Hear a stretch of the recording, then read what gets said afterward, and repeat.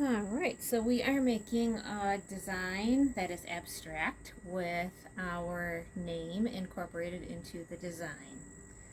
So we are working on a square piece of paper, and we're going to start by writing our names. So you would write your name, I'm writing my name, which is Mary. So you can do nice fancy letters. You can just do regular printing if you want to.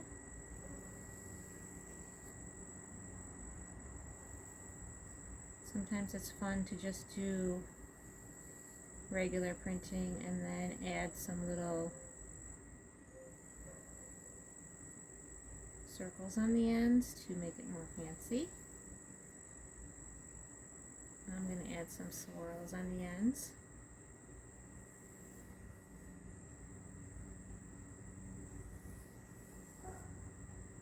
You might want to work with pencil first. So I found an artist, I was looking up, trying to find an artist that used words in his artwork. And I came across an artist called Ed Ruscha. And he's an American artist from California. And he was born in 1937, actually in Nebraska. So, an American artist. He likes to do painting and printmaking, drawing, photography, and filmmaking.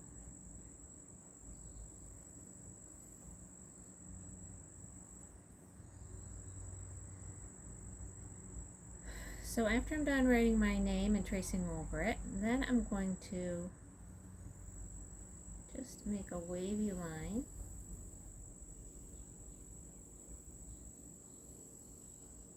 And just draw carefully, curling up on itself.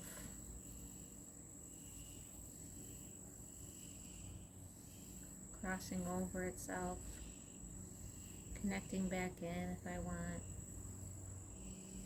I'm not scribbling. I'm just drawing and working carefully.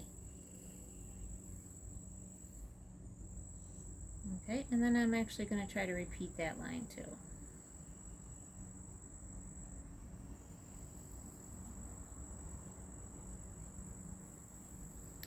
So this artwork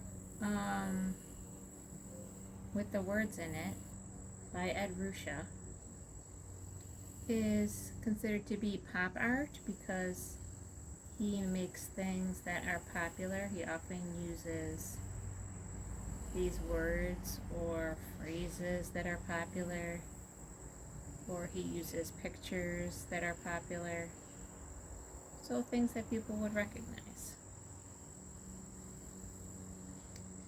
So one of his artworks says honk, and it's just those letters. Another one of his artworks says 20th Century Fox, and it's just pretty much those letters in different colors. And those were both done in 1962. Another one that he did was called Oof, and that one was also done in 1962. So then I'm going to color in the spaces that were created in between my lines.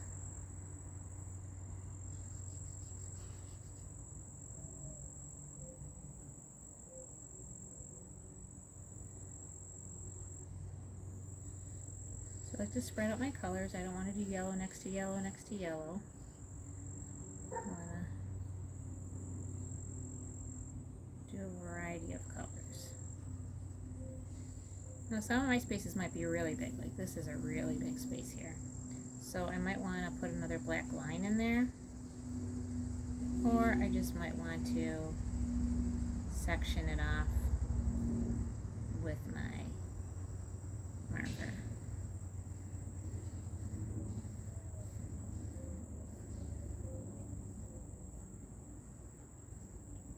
So a fun story to read along with this lesson might be The Dot by Peter H Reynolds, because it shows how you just start with a dot and you can create beautiful work. And it doesn't have to look like anything from real life.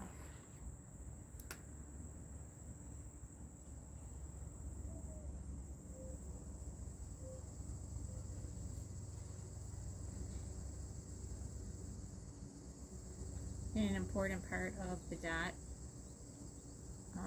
artwork that the little girl does in the story is signing her name. So that's why we make our name nice and big in this artwork. So the signature becomes a part of the art rather than just a signature. It can even become the title of the artwork if you want it to. It's your artwork, you get to decide. You may also want to go back with your black and fill in these little tiny spaces between my two lines, or you might want to leave it the way it is. It's up to you. You might like how that looks with a little bit of white showing through. I ended up on my finished piece just leaving that space white.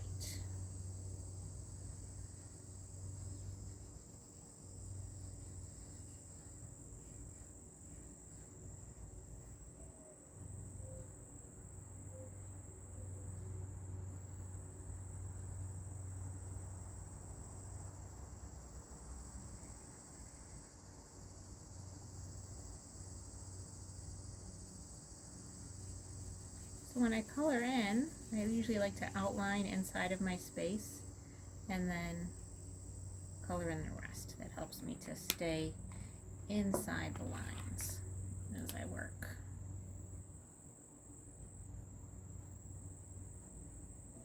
And I do try to spread out my colors. I don't like to have green next to green next to green. I try to use a nice variety of colors and switch colors when we switch to a new space.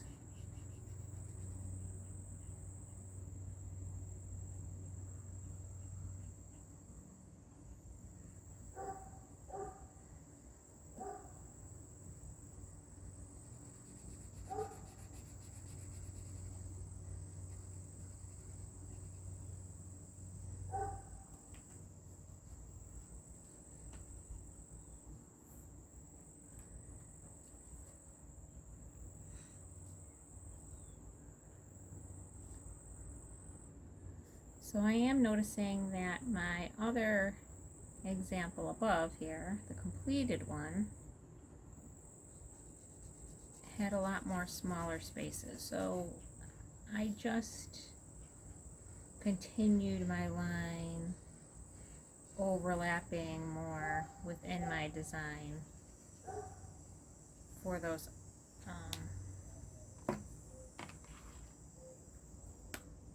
to make more spaces for coloring in. So it just depends, I guess, on what your preference is.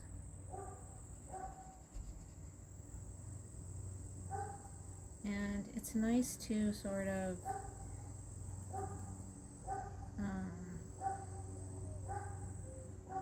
spread out your colors so that your eye sort of travels around the artwork and balances out the colors in your composition so that it looks a little bit more interesting and you're not just focused on one part of the design at a time. Sometimes the artist wants you to just notice one part of the artwork and wants to have a focal point, place that your eye is drawn to. Most artworks do have some kind of focal point, but it might not be intentional. Like for this project, I'm not worried about creating a focal point or any point of interest. I just want to create a design that has lots of interesting spaces and something that your eye would move around.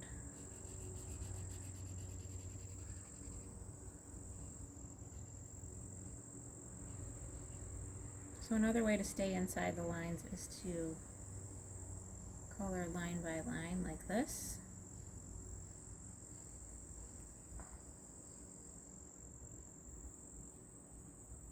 It's just a different kind of approach. I've got one little space left over here.